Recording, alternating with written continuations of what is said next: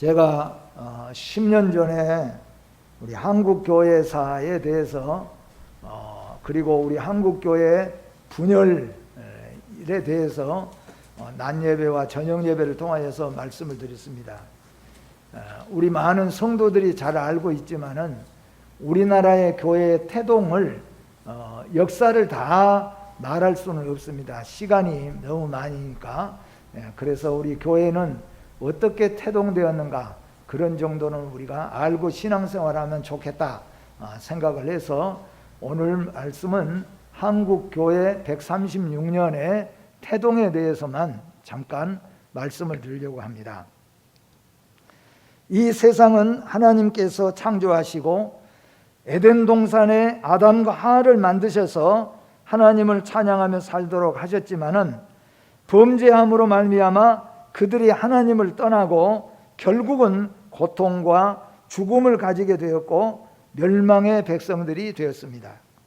하나님은 노아 시대 때 온 세상을 물로 곧 홍수로 심판하시고 경건하게 하나님을 믿은 노아의 8 식구만 살게 하셨습니다.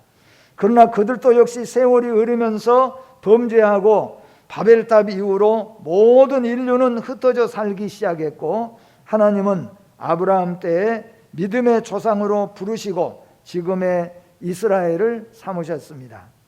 하나님이 이스라엘을 택하신 것은 그들만이 오직 하나님의 백성으로 삼으신 것이 아니라 모든 민족에게 복음을 전하라고 주신 것이었습니다.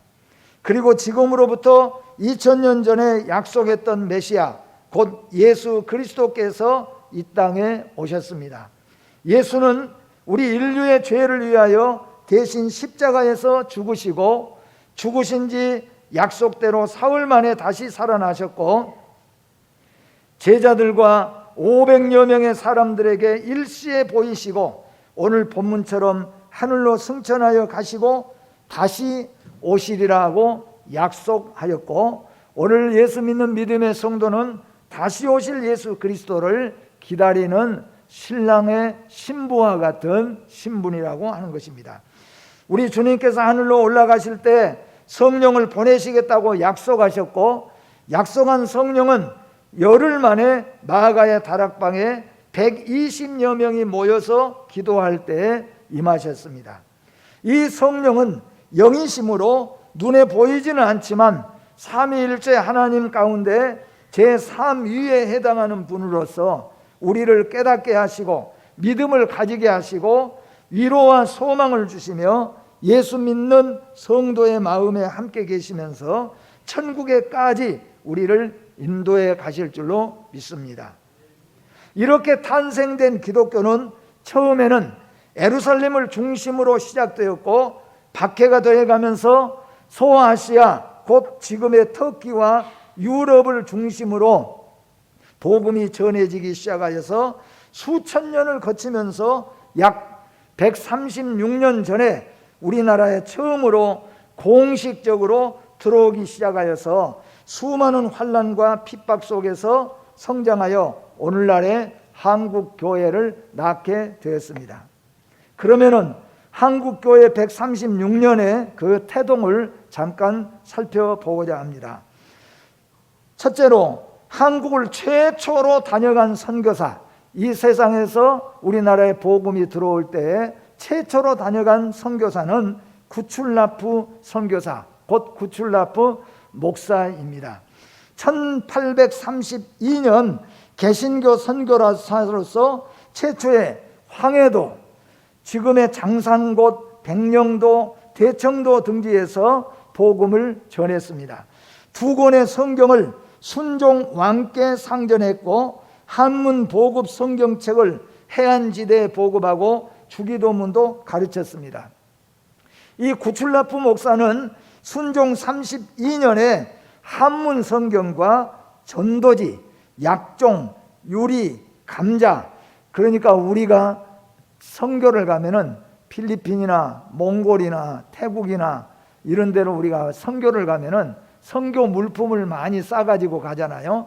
그렇게 물품을 싸가지고 가서 나눠주면서 모이게 해서 복음을 전한 것처럼 이 최초에도 구출라프 목사가 오면서 선교사님이 오시면서 전도지도 가져오시고 약종들 각종, 그리고 유리, 그리고 감자 이런 것을 가지고 오셔서 순종함께 상정하고 그리고 통상하고 협력을 원했습니다.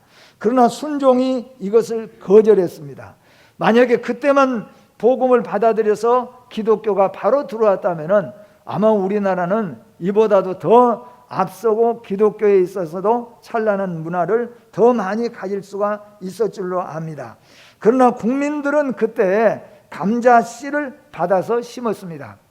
우리 예수 믿는 믿음의 성도들은 지금 이제 감자철이 되었잖아요. 감자 먹을 때만큼이라도 한번 생각해 보세요. 우리 구출라프 목사가 선교하러 오면서 감자를 가져와 가지고 이 감자를 터뜨린 것이 우리나라에 이렇게 감자가 그래도 퍼지게 되어졌다는 거예요. 그리고 그것만 받았고 나머지 복음은 거절해버리고 말았습니다.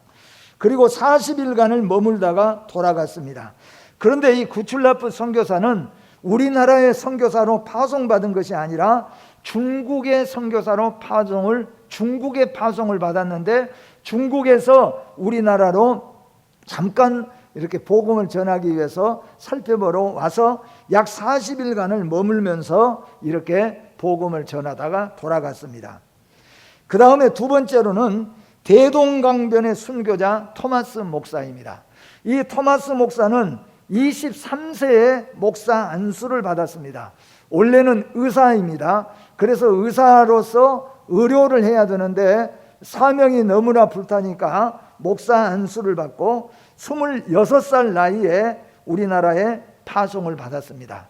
그러니까 얼마나 우리가 지금 젊은 나이였는지 알 수 있잖아요. 그 나이에 이 어렵고 힘든 조선에 선교사로 파송을 받아서 왔습니다. 구출라프 목사가 다녀간 33년이 지나도록 한국은 긴 세월 동안 선교사가 그동안 없었습니다. 그런데 1866년 8월 31일에 미국의 상선 제너럴 슈마노를 타고 대동강에 도착을 했습니다. 그래서 대동강변에 도착을 했는데, 그런데 이 제너럴 슈마노가 도착해가지고 들어와야 되는데, 그런데 들어오지를 못하는 겁니다. 왜냐하면은 한국에서 침략이라고 해가지고 조선에서 받아들이지 않으니까 하지를 못합니다. 이제 여러분이 자세히 보면은 저게 제너럴 슈마노고 바닷속에서도 사람이 있고 모래사장에도 많은 사람이 있죠. 우리나라에서 화살을 쏴서 저 배에다가 불을 질러서 배가 불이 나니까 슈마노에 타고 있던 모든 상인들 그리고 모든 여행자들 다 배에서 바다로 뛰어들 수밖에 없죠. 그때 토마스 목사도 바다로 뛰어들면서 많은 가져왔던 복음 전하기 위해서 가져왔던 성경책들을 가지고 왔습니다. 그때에 애갓집에 온 12세가량의 최치량이 3권의 성경을 주어서 너무나도 무서워 나졸들에게 다시 갖다 주었는데, 후에 장성하여 그 나졸 집에서 벽지에 발라진 것을 보았답니다. 그러니까 성경책을 주어다가 그때는 너무나도 우리 방이나 벽에 벽지가 없었잖아요. 너무 벽지가 귀하니까 성경책을 하나하나 뜯어가지고 자기 집에 벽지로 발라놨어요.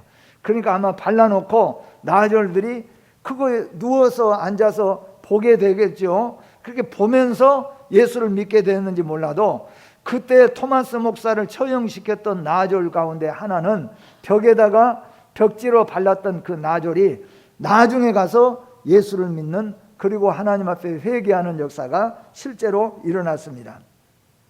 서경조는 어린 시절 평양 친척집에 왔다가 사형을 당하는 것을 보고 밤에 김성집이라는 아이와 함께 강변에 나가서 성경을 주었습니다. 그러니까 낮에 시마노에서 뛰어내린 토마스 목사를 칼로 목을 베어서 대동강에서 모래밭에서 피가 터지면서 거기서 26살 토마스 목사가 순교를 당했는데, 그때 토마스 목사가 가져와서 버려놨던 그런 성경책들을 밤중에 다시 이 김성집하고 그리고 서경조 어린 나이에 친척집에 외갓집에 왔다가 그리고 밤에 나가서 성경책을 주워왔습니다. 그러니까 아마 주워와다가 어린 나이에 그것을 계속 읽었겠지요. 그래서 서경조는 우리나라 최초의 목사가 되었고 김성집은 한국 최초의 장로가 나중에는 되었습니다. 그들 가운데 나졸 가운데서는 한국의 7인 목사가 1907년에 팔도 부흥회 때 황해도 재령에서 부흥회를 할 때 회개하고 예수를 믿는 역사가 일어났습니다.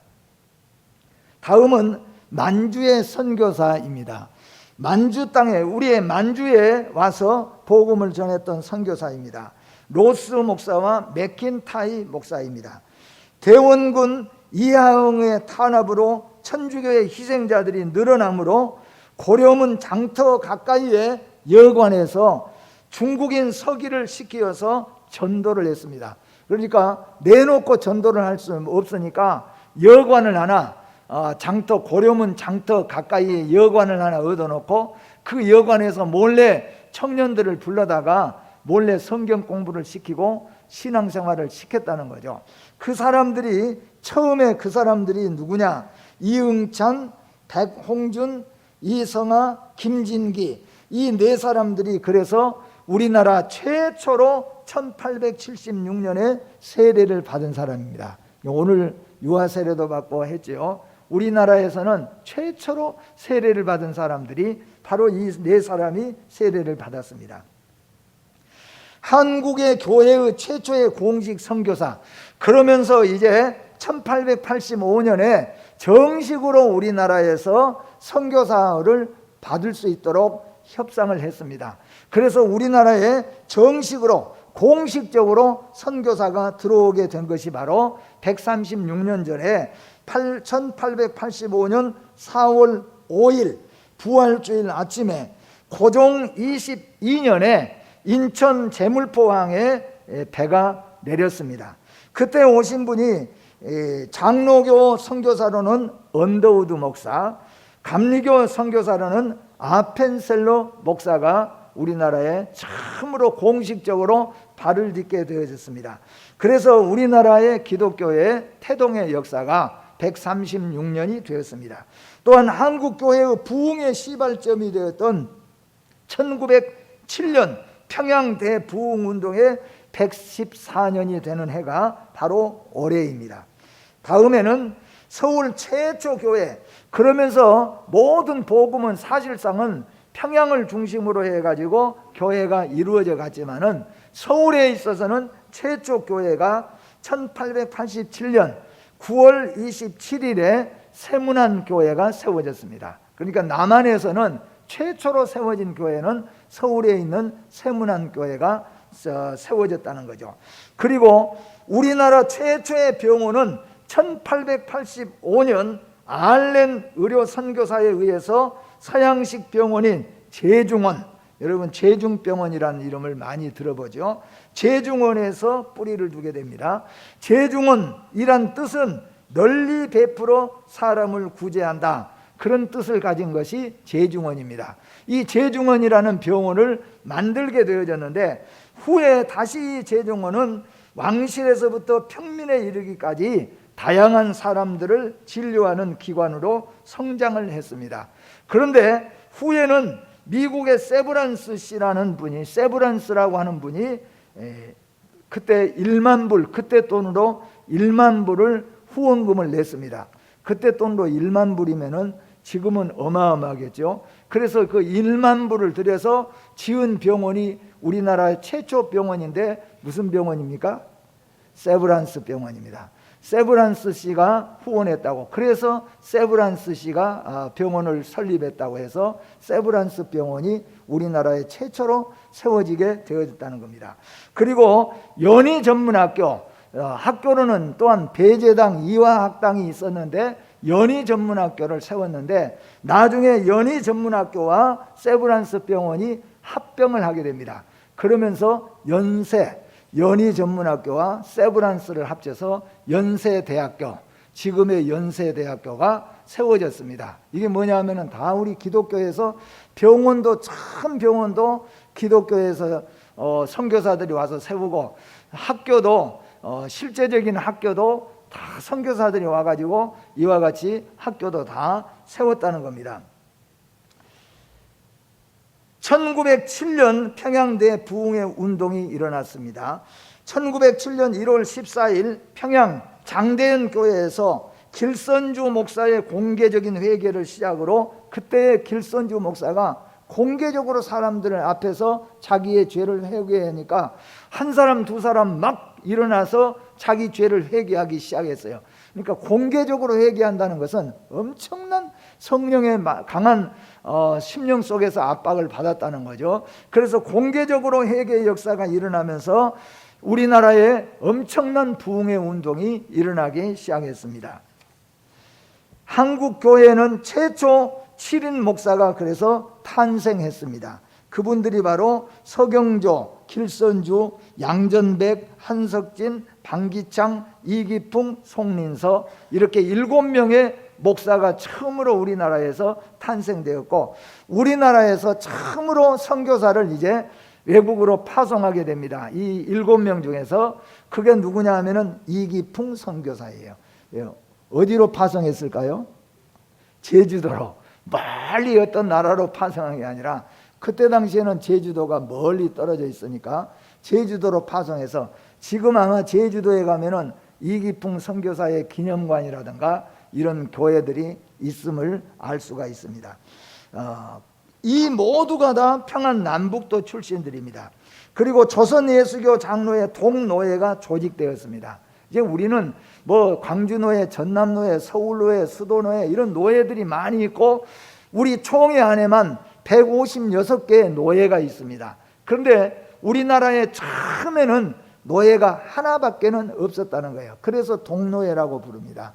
그 하나 노예가 있었는데, 그때 당시에 목사 선교사가 49명, 조사가 160명. 조사는 아마 지금으로 우리가 이해한다면 전도사님이나 강도사님, 그런 정도로 우리가 이해할 수 있습니다. 장로가 47명, 세례교인이 18,000명, 교인 총수가 약 72,000명 정도 되고, 교회 수가 785개가 되어져서 우리나라에 처음으로 노예가 조직이 되어졌다는 겁니다. 그리고 그때 특징이 뭐냐 하면은 철야기도회가 생겨지고 새벽기도회가 생겨지고, 그리고 주일 성수가 완전히 강화되어서 평양 시내가 주일이 되면은 거의가 문을 닫을 정도로 그렇게 주일 성수가 잘 되어졌다고 합니다. 그리고 교회들마다 대부흥성회가 일어났습니다. 그래서 이 1907년 7개 목사에 의해서 교회가 크게 부흥하면서 세계 최초로 우리나라에가 뭐가 생겨졌을까요? 새벽기도가 생겨졌지요. 새벽기도, 철야기도 이런 기도회가 생겨져서 오늘날까지 약 100년이 넘도록 이렇게 새벽기도가 우리나라에 생겨지고 있습니다. 이 새벽기도회는 주님 오실 때까지 문화와 문명이 아무리 발전하고 바꿔진다고 할지라도 새벽기도는 존속이 되어지고 우리 성도들이 기도하는 기도의 재단이 되어져야 할 줄로 믿습니다. 하나님의 교회가 세워지는 곳마다 무서운 핍박과 환난들이 있었습니다.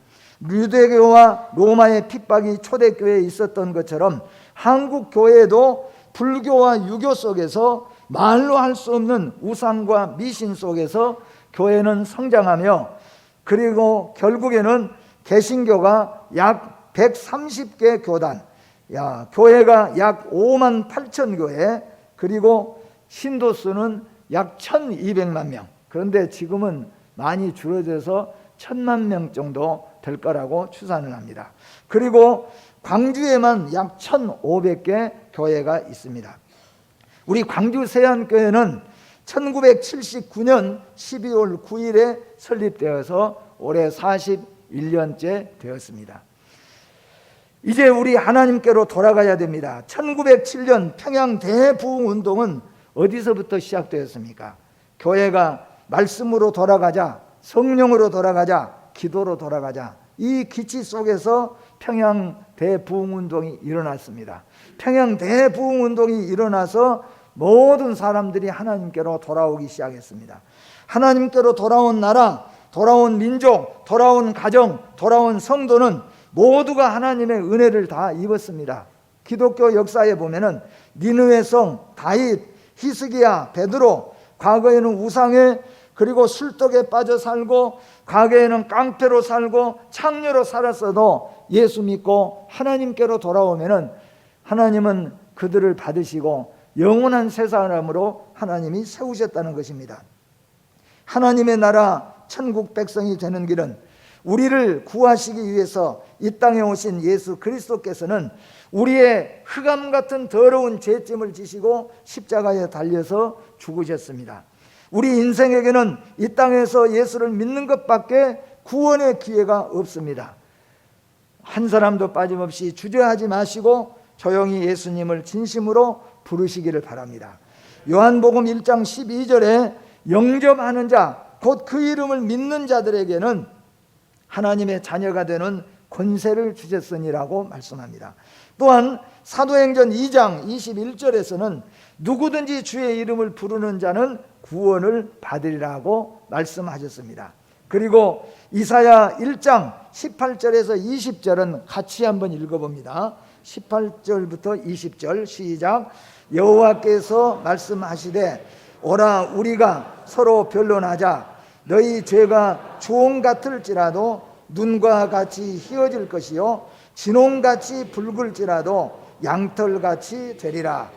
너희가 즐겨 순종하면 땅의 아름다운 소산을 먹을 것이요 너희가 거절하여 배반하면 칼에 삼키우리라. 여호와의 입의 말씀이니라. 아멘. 이제 우리가 잠깐 우리 기독교 한국교회 선교의 태동을 보았습니다.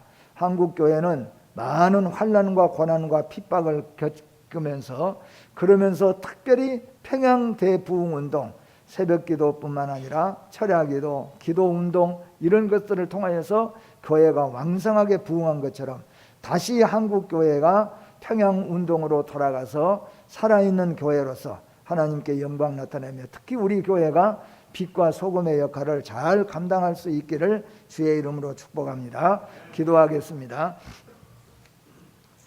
거룩하고 자비로우신 하나님 아버지, 오늘 우리가 한국교회의 태동을 살펴보았습니다.